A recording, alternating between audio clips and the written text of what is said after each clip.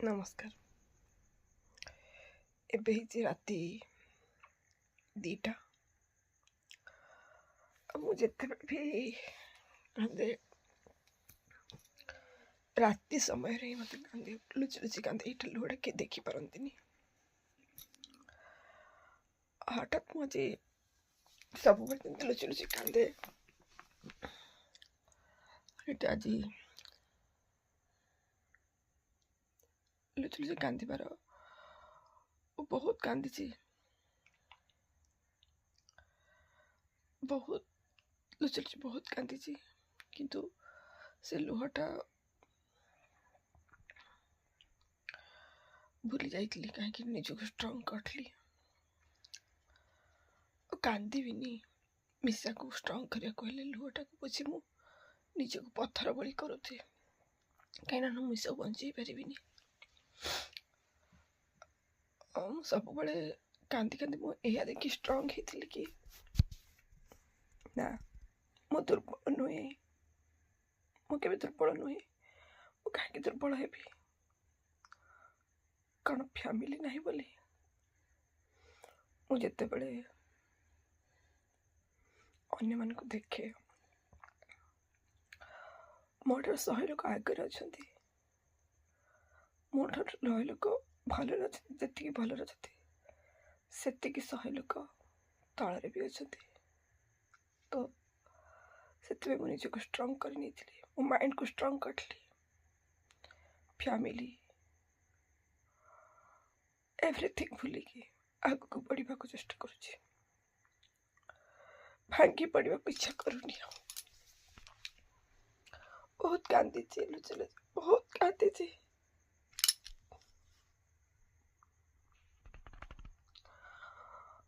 ବହୁତ ସେସବୁ କହିପାରିବିନି। ବହୁତ ଏତେ କାନ୍ଦୁଥିଲି, ଭାଙ୍ଗି ପଡ଼ିଥିଲି। ଆଉ ଏତେ ଜୀବନରେ ଏତେ ମିଛ ସତ ଏସବୁ ଜିନିଷକୁ ସହି ସହି ମୋର ଆଜି ଜୀବନ। ଆଉ ଲୋକଙ୍କୁ ଯେତେବେଳେ ଦେଖିଲି, ଯେଉଁମାନଙ୍କୁ ଖାଇବାକୁ ମିଳୁନି, ଯେଉଁମାନଙ୍କର ହାତ ଗୋଡ଼ ନୁହନ୍ତି, ସେମାନେ ତ ଖୁସିରେ ବଞ୍ଚୁଛନ୍ତି, ମୁଁ କାହିଁକି ନୁହେଁ? ଭଗବାନ ତ ମୋତେ ବହୁତ ଭଲ ଶରୀର ଖଣ୍ଡେ ଦେଇଛନ୍ତି, ଖାଇବା ପିଇବାକୁ ତ ଅଭାବ କରିନାହାନ୍ତି। ମୁଁ ନିଜେ ଖଟିଲି ତ ଖାଇପାରିବି। ତ ମୁଁ ଏତିକି ଭାଙ୍ଗିବି କାହିଁକି? ମୁଁ ଭାଙ୍ଗି ପଡ଼ିବି କାହିଁକି? ଏସବୁ ଭାବି ମୁଁ ଆଗକୁ ବଢ଼ୁଛି, ବଢ଼ିବାକୁ ବି ଚେଷ୍ଟା କରୁଛି। ହେଲେ ଏଥିରେ ବି ମୋତେ ବଞ୍ଚିବାକୁ ଦିଆଯାଉନି। ଏଥିରେ ବି ସମାଜ ସହିତ, ଫ୍ୟାମିଲି ସହିତ କଷ୍ଟ ଦେଇନି। କେତେ କଷ୍ଟ ଦବ ଆମକୁ, ଆଉ କେତେ କଷ୍ଟ ସହିବୁ? କ'ଣ କ୍ଷତି କରିଛୁ? ଆମେ ନିଜେ ବଞ୍ଚି ବି ପାରୁନୁ ଚାହିଁଲେ। ନିଜେ କଷ୍ଟ କରି ବଞ୍ଚିବାକୁ ଚାହିଁଲେ ମଧ୍ୟ ସେତିକି ଆମକୁ ବଞ୍ଚିବାକୁ ଦିଆଯାଉନି। ବଞ୍ଚି ପାରୁନି।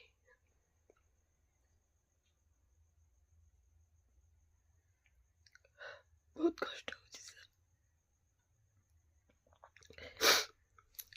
ମୁଁ ଦୁଃଖ ସହିବା ପାଇଁ ରାଜି ଅଛି, କଷ୍ଟ ସହିବା ପାଇଁ ରାଜି ଅଛି। ହେଲେ ଏମିତି କଷ୍ଟ କାହାକୁ ନ ଦିଅନ୍ତୁ।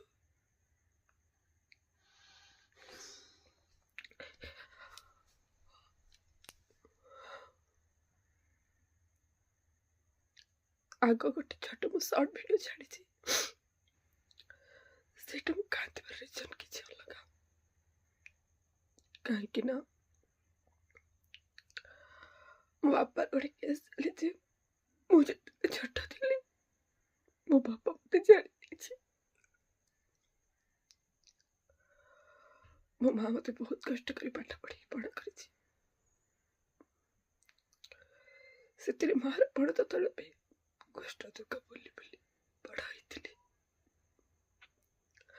ବାପା ଆଜି ଯାଇ ବଞ୍ଚିବାକୁ ଦଉନି। ମାକୁ ହଇରାଣ କରି କରି ଆଜି ଯାଇ ବଞ୍ଚିବାକୁ ଦଉନି। ଶାନ୍ତି ନିଶ୍ୱାସ ମାରୁନି। हठात ମୁଁ ସେଦିନ ଯାଇଥିଲି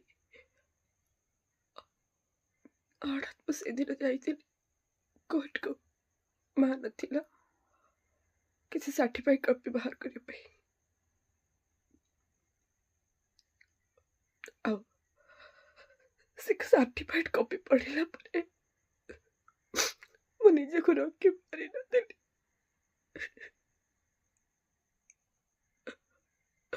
ନିଜକୁ କଷ୍ଟକୁ ସମ୍ଭାଳି ପାରିନଥିଲି। ଯଦି କଷ୍ଟ ନହେଲେ ସେଦିନ ସେ କୋର୍ଟ ବାହାରେ ବସି ଆଖିରେ ଲୁହ ଚାଲି ଆସିଥିଲା। 30 ବର୍ଷ 35 ବର୍ଷ 30 ରୁ 35 ବର୍ଷ ମୋ ମା କେତେ ସର୍ଭାଇଭ୍ କରୁଥିଲା। ବଞ୍ଚି ପାରିବାକୁ ଦଉନାହାନ୍ତି, ବଞ୍ଚିବାକୁ ଦଉନି। କେତେ ସହିବ କଷ୍ଟ।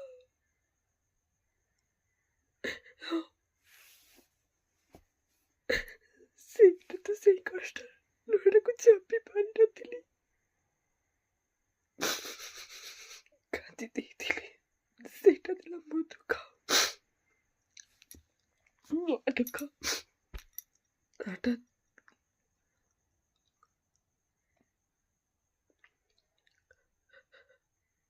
ମୁଁ ଲୁଚି ଲୁଚି କାନ୍ଦେ, କିନ୍ତୁ ମିଶା ଆଗରେ କାନ୍ଦେନି। ହେଲେ ସେଦିନ ନିଜକୁ କଣ୍ଟ୍ରୋଲ କରିପାରିନଥିଲି,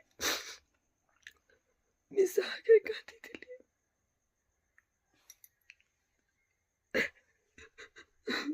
ବାପା ମାନେ କଷ୍ଟ ଦଉଛନ୍ତି ମତେ, ଆମେ କିଏ ଭୁଲ କରିଥିଲୁ? ବାପାକୁ ତ ଦେଖି ପାରିବନି ମୋ ଭିଡିଓ। ବାପା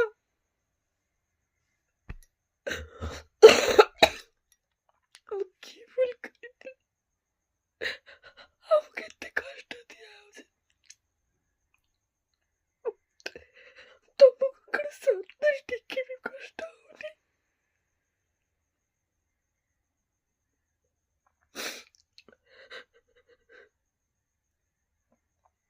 ତମ ମନ ଭିତରେ ଟିକେ ବି ମଣିଷ ପଡିଆ ନାହିଁ?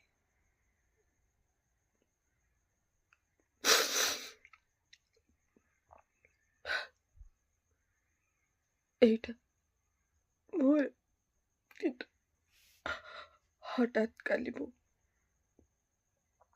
ସେଥିରେ ଲୁହ ପୋଛି ଘରକୁ ଚାଲି ଆସିଲି। ହଠାତ୍ ମୁଁ କାଲି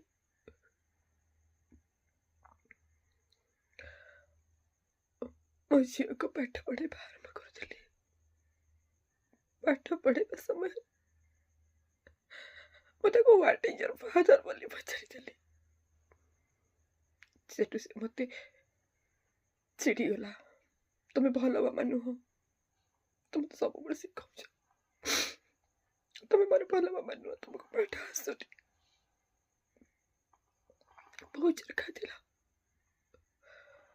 ମୁଁ ଜାଣିପାରିଲିନି ଯେ ସେ ଏମିତି କାହିଁକି ହଉଛି, ବୁଝିପାରିଲିନି ସେ କାହିଁକି।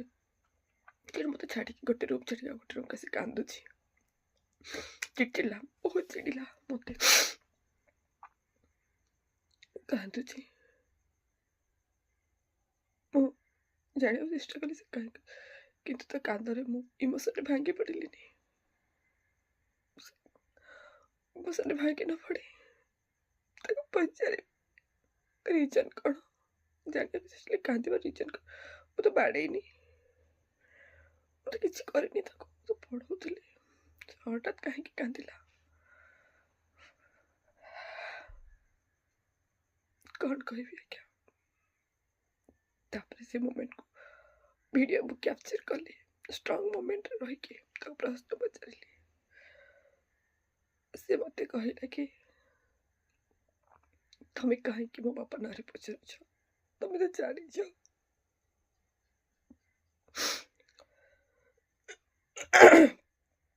ତମେ ତ ଜାଣିଛ। ଆଉ ତମେ ଜାଣିଛ ସେ ଆମକୁ ପଚାରୁନି, ସେ ମତେ ସ୍ନେହ କରୁନି, ସେ ଫ୍ୟାମିଲି ଯୋଉ ଫ୍ୟାମିଲି ମତେ ପଚାରୁନାହାନ୍ତି जो फैमिली मते थरटे धरे देखिए को आसिलेनी जो फैमिली से आख्या के जो आम घर सामने लोक मैंने केमी को स्नेह करती तो ସେଇଟା ପାଇପାରୁନି ମାମା ତମେ ତାଙ୍କ ନା କାହିଁକି ନଉଛ ମତେ କାହିଁକି କହୁଛ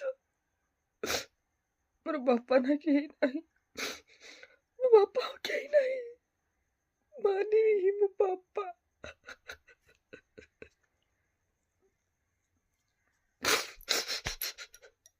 କହିଲ ସେ ଛୋଟ ଛୁଆଟା କେତେ ଇମୋସନାଲ ଅଛି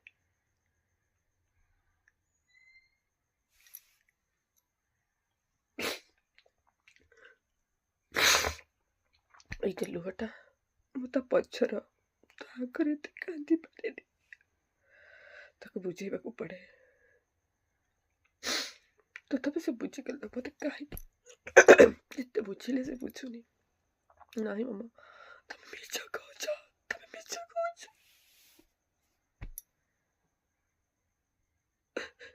ତମେ ମିଛ କହୁଛ ତ ମତେ ସତ ପ୍ରଶ୍ନ ପଚାରୁଛି ମୁଁ ସତରେ କିଛି ବି ଦେଇପାରୁନି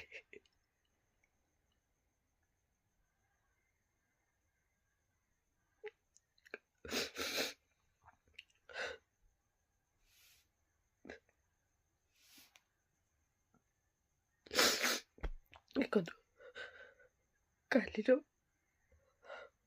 ପ୍ରଶ୍ନ ସେ କୋଉଳି ଭାବେ ଭଲରେ କହିପାରୁନି ଭଲସେ ଉତ୍ତର ଦେଇପାରୁନି ତଥାପି ସେ କେମିତି ଇଗ୍ନୋର କରି ଚାଲିଛି ମତେ କାହିଁକି ଶିଖୁଛି କେମିତି ପ୍ରଶ୍ନର ଉତ୍ତର ପ୍ରଶ୍ନ କରୁଛି ଦେଖନ୍ତୁ ଏଇ ଭିଡିଓରେ ମୁଁ ସେ କ୍ଲିପଟାକୁ ରଖିଛି ମୁଁ ଏଠି ଆଡ୍ କରିଦେବି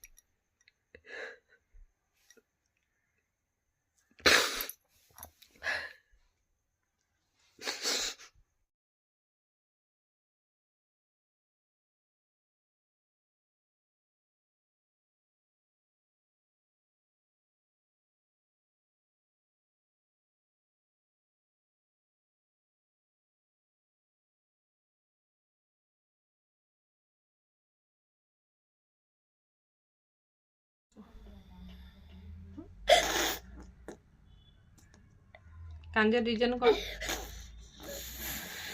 कांदियार कारण कौन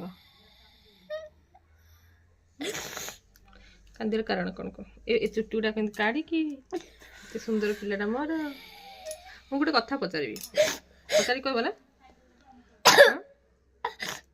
तुम कांदुच हो मत मु भल लगुनि तुम मु भल नहीं सुन सुन मु भल नहीं अच्छा तमे दमा दो तुम पठे दे किए बुढ़ा लुकटा किए बुढ़ाटा सी माने किए किए कौन कौन हो तुम क्या कथा कह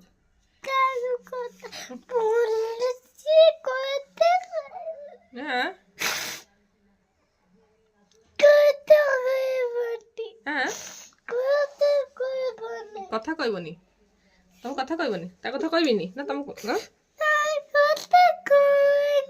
ता कथा कहबिनी तुम बाबा परा कि तुम बाबा ना तुम बाबा तुम पचारानी आ क्या पचारा पिला पचारा जो तुम पचारे तुम जीवन आसिला बगल जीव ना जीवनी जीवनी से आस कह झील बोली कहले कौन पाई कौन पाई जीवनी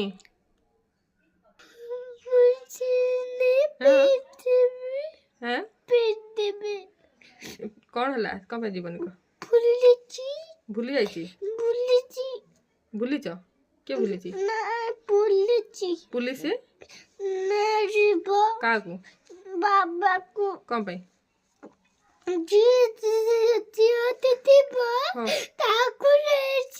कौन कौन ताकू किए नब कौन पाई ଝିଅଟେ ଥିବ ପଚାରିବନି ତାକୁ ନେଇଯିବ। ଝିଅଟି ଥିବ ପଚାରିବନି ପୁଲିସ ନେଇଯିବ ତାକୁ। ତା ପିଲା ପଚାରିବ। କା ପିଲା ପଚାରୁଛି? ତାଙ୍କ ପିଲା ପଚାରୁଛି। ତାଙ୍କ ପିଲା ପଚାରୁଛି? ତମକୁ ପଚାରୁନି କଣ ପାଇଁ? ମତେ ପଚାରୁନି ସ୍ନେହ କରୁନି। ତମକୁ ପଚାରୁନି ସ୍ନେହ କରୁନି? ତମକୁ ଦୁଃଖ ଲାଗୁଛି? ନାଇଁ ମତେ ଦୁଃଖ ଲାଗୁଛି ଯେ ମୁଁ କଣ କରିବି ଦୁଃଖ ଲାଗୁନି। ଦୁଃଖ ଲାଗୁଛି? ଦୁଃଖ ଲାଗିଲେ କଣ କରିବ ଭାବ? ପିଲାଦିନ ଲାଗୁଥିଲା। ପିଲାଦିନ ଲାଗୁଥିଲା ପଚାରୁନି? ପିଲାଦିନ ଯେତେବେଳେ ଆସୁନଥିଲା ସେଦିନ ଲାଗୁଥିଲା। ସେଦିନ ଯେତେବେଳେ ନ ଆସିଲା ସେତେବେଳେ ଦୁଃଖ ଲାଗୁଛି? କଣ ବୋଲି ଦୁଃଖ ଲାଗୁଛି? ସେଦିନ ଲାଗୁଥିଲା। କଣ ବୋଲି ଦୁଃଖ ଲାଗୁଛି? କେମିତି ଦୁଃଖ ଲାଗୁଛି? କଣ ବୋଲି ଦୁଃଖ ଲାଗୁଛି କହ? ସମସ୍ତଙ୍କର ବାବା ଅଛି, ବାବା ନାହିଁ ବୋଲି ଦୁଃଖ ଲାଗୁଛି। ହେଲେ ତମେ ସତରେ ଦୁଃଖ ଲାଗୁଛି? ଯିବ ତମେ? ମୁଁ ଯିବିନି। ମତେ ଦୁଃଖ ଆଗରୁ ଲାଗୁଥିଲା। ଦୁଃଖ ଆଗରୁ ଲାଗୁଥିଲା ଏବେ ଲାଗୁଛି? ହଁ ଦେଖିବାକୁ ଯିବ? ଏବେ ଛାଡ଼ିଦେଲି। ଛାଡ଼ିଦେଲ ଦୁଃଖ? ଏବେ ଦୁଃଖ ଆଉ କରୁନ? ଭୁଲିଗଲ କି? ଭୁଲିଗଲି। ହଁ ଭୁଲିଗଲ। ତମେ ଶିଖଉଛ। କଣ ବୋଲି ଶିଖଉଛୁ? ଶିଖଉଛ। କଣ ବୋଲି ଶିଖଉଛି? ତା ନା କହିବନି। ହଉ ତାଙ୍କ ନା କୁହ ଏଥର ହେଲା। ମୁଁ କହିବିନି। ନା ମୁଁ ଶିଖଉଛି ବୋଲି କହୁଛ, ମୁଁ ଶିଖେଇବି। ମତେ ଆସ କହ ତମେ ଶିଖଉଛ ବୋଲି କହିବ। ମୁଁ ଶିଖେଇବିନି ତମକୁ ଶିଖେଇ କଣ ବୋଲି ଶିଖେଇବିନି? ଶିଖେଇବନି। କଣ ଶିଖେଇବି? ନା ପଚାରିଲାରୁ ଶିଖେଇବନି। ଶିଖେଇବିନି? ଶିଖେଇବିନି କଣ ପାଇଁ? ମୁଁ ନାହିଁ ଯେ ବୁଲା ଲୋକ ତାକୁ ଶିଖଉଛି କି ଶିଖଉନାହାନ୍ତି ତ। ବୁଢା ଲୋକ ହେଲେ ତମ ବାବା ତମ ଝିଅ ପରେ ତମ ମନ ଦୁଃଖ ଲାଗୁଥିଲା ପରା। ମୁଁ ତମକୁ କଣ ବୋଲି ଶିଖଉଛି? ତମେ ତାର କହୁଛ ନାମ ପଚାରିଲାରୁ। ନାମ ପଚାରିଲେ କହିବିନି କି? ତା ନାଁରେ କହିବିନି କି? ନାହିଁ। ସେଇଟା ଶିଖଉଛି ତମ ବାବା ନା କି ନା ବୋଲେ ବିଶ୍ୱଜିତ ବୋଲି ଶିଖଉଛି। ସେଇଟା ଶିଖେଇବିନି କି? ତ ଶିଖେଇବନି। କଣ ପାଇଁ ଶିଖେଇବିନି? ମୁଁ ଭାବିଲି ଆଉ କଣଟା ଶିଖଉଛି ବୋଲି ବଲଛି। ତମ ବାପା ବିଶ୍ୱଜିତ ନାୟକ ଭଲ ଲାଗୁନି? ହଁ ଭଲ ନାହିଁ। କଣ ପାଇଁ ଭଲ ଲାଗୁନି? ସେ ଗାଁ ଆସିଲେ ସେ କହିବ। ସେ ଗାଁରେ ଥିଲେ କହିବ କି? ତମେ ତାଙ୍କ ଗାଁକୁ ପଳଉନ କି କି ତମେ ପଳଉଛ। ସେ କହିବ ମତେ ପଚାରିବ। ମୁଁ ଥିବି ଏକଲା ଏକଲା ଥିବ ତମେ ପଚାରିବନି? ତାଙ୍କ ପିଲା ଗୋଟେ ଛୁଆ ଯିବେ ତାଙ୍କ ପିଲାକୁ ନେବୁଛି। ଯୁଆଡେ ଗଲେ ତାଙ୍କ ପିଲାକୁ ନଉଛି? ତାଙ୍କ ପିଲା ପଚାରା ଯାଉଛି? ତମକୁ ପଚାରୁନି? ମତେ ନ ପଡି ଯାବେ କେତେବେଳେ ଯାଇଥିଲେ ସେଦିନ ନେଲାନି। ତାଙ୍କ ପିଲା ନେଇଲା। ଗୋଟେ ଦିନ ନେଇଥିଲା ତାଙ୍କ ପିଲାକୁ ନେଇଗଲା। ତମକୁ ନେଲାନି? ଆଉ ଜଣେ ତାକୁ ଛାଡ଼ିଦେଲା। ତମକୁ? ହଁ ତାଙ୍କ ଘରେ ଅଛନ୍ତି ତାକୁ ଛାଡ଼ିଦେଲା। ଆଉ ସେ ଯୋଉ ଚାଲାନି କି ସିଏ ପଳେଇଲା ମତେ ଛାଡ଼ିଦେଇକି। ଛାଡ଼ିଦେଇକି ପଳେଇଲା? ତମେ ତ ଗୋଟେ ଦିନ ଯାଇଥିଲ ମନେ ଅଛି ଏଇଟା?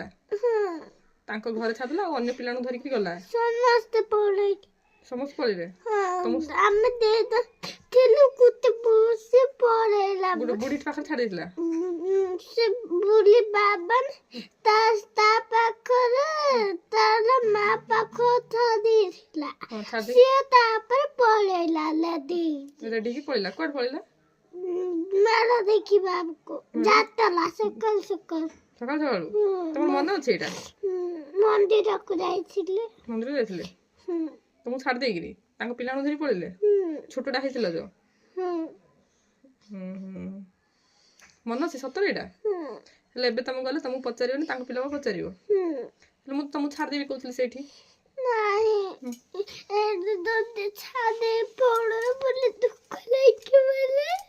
ନାଇଁ ହଉ ମୁଁ ତମକୁ ଛାଡ଼ିବିନି। ନାଇଁ ତମକୁ ଛାଡ଼ିବିନି। ମୁଁ ତମକୁ ଛାଡ଼ିବି କି? ନାଇଁ ମୋ ମା କାନ୍ଦେନା ଆମ ଭାଗ୍ୟରେ ବାପା ନାହିଁ। କାନ୍ଦେନା।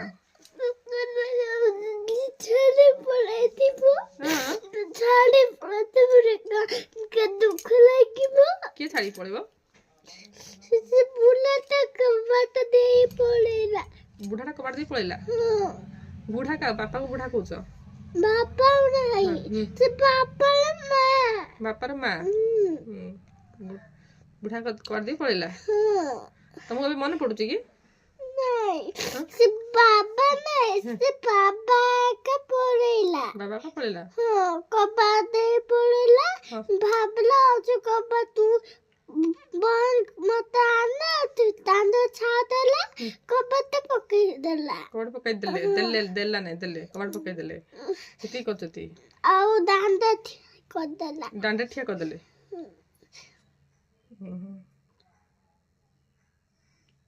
ମନେ ଅଛି? ସତ କହୁଛ? ଜୀବନ ତାଙ୍କ ଗାଁକୁ କେବେ କେବେ ଜୀବନ ତମେ ପଚାରିଲେ କହିବେନି ସିଏ କହିବନି ତମେ ଜିତି ପଚାରିଲେ ହେଲେ ତମେ ମତେ କହୁଛ ତମକୁ ଯଦି ପଚାରି ତମ ମମି ନା କଣ କହିଲେ ତମେ କଣ କହିବ? ସେଇଟା କହିଦେବି ଆଉ କିଛି କହିବିନି। ମୁଁ ତମକୁ ପଚାରିବେ ମୁଁ ତମକୁ ଆମେ ଦି ଜଣ କହିଦେବି ଆଉ କିଛି କହିବିନି। ଆମ ଦି ଜଣଙ୍କ ନାଁ ଏକା କହିବ? ଆଉ ତମକୁ ତ ବାବା ପଚାରିବେ ତମ ବାପା ନା କଣ ବୋଲି ପଚାରିଲେ କହିବାକୁ ପଡିବ। ମୁଁ ସେଥିପାଇଁ ଶିଖଉଛି ନା। ତାକୁ ଭଲ ଲାଗୁନି ତାକୁ ଭଲ ଲାଗୁନି ମୁଁ କହିବିନି। କାହିଁକି ଭଲ ଲାଗୁନି? ହେଲେ ଆମ ସେ ବୁଢାଟା ଭଲ ଲାଗୁନି। ଦେଖ ମା ମତେ ବି ପଚାରିବେ ତମେ କାହା ଝିଅ ତ ମୁଁ ଗଣପତି ନାୟକ କହୁଛି ମୋ ବାପା ଅଛି କି? ମତେ ପଚାରୁନି ତମର ବି ବାପା ନାହିଁ ହେଲା ଆମେ ନାଁଟାକୁ ଖାଲି କହିଦବା ତାଙ୍କୁ ବିଶ୍ୱଜିତ ନାୟକ ବୋଲି କହିଦବ ସେ ନ ପଚାରୁ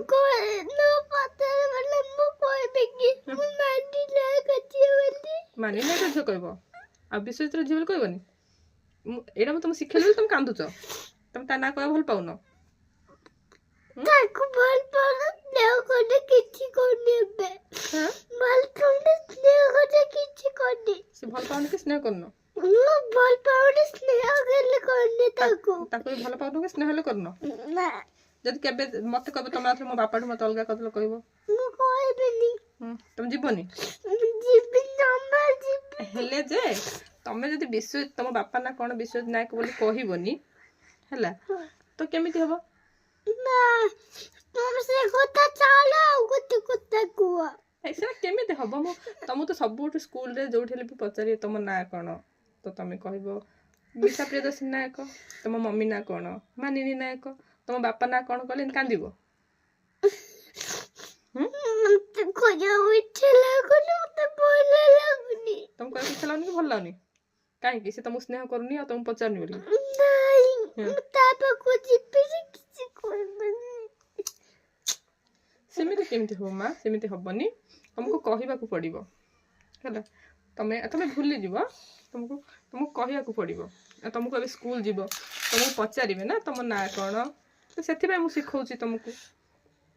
ଆଉ ମୁଁ କଣ କରିବି? ତମକୁ ଯେତେବେଳେ ତମ ବାପା ନାଁ କଣ ତ ବାପା ବିଶ୍ୱଜିତ ନାୟକ ବୋଲି ହିଁ କହିବାକୁ ପଡିବ। ଶିଖେଇବିନି କେମିତି? ମତେ ବାପା ନା ଆଉ କାହା ନାଁ ଶିଖେଇବି? ଶିଖେଇବ ବାପା ନା ମାନି ନାୟକ କହିବ। ବାପା ନା ମାନି ନାୟକ ବୋଲି କହିଦବ? ହଁ ଏମିତି କେମିତି ହବ? ମାମା ନା ମାନିନୀ ନାୟକ ଯେ ବାପା ନା ମାନିନୀ ନାୟକ ସେଟା ହବ କି ସମ୍ଭବ? ହବନି ସେମିତି ହବନି। ଆଉ କାହା ନା କହିବି ତାକୁ ଛାଡିକି? ସିଏ କଣ ପାଇଁ ବାଟିକ ଝିଅ କରିଛି ତାକୁ ଲାଗିଲାନି ରାଖିବାକୁ ଇଚ୍ଛା ଲାଗୁନି? ତାକୁ ଝିଅ କଣ ପାଇଁ ବାଟି କଲା? ତମକୁ କଣ ପାଇଁ ଝିଅ କଲା? ମାନିନୀର ଝିଅ ଏକା କହିବ?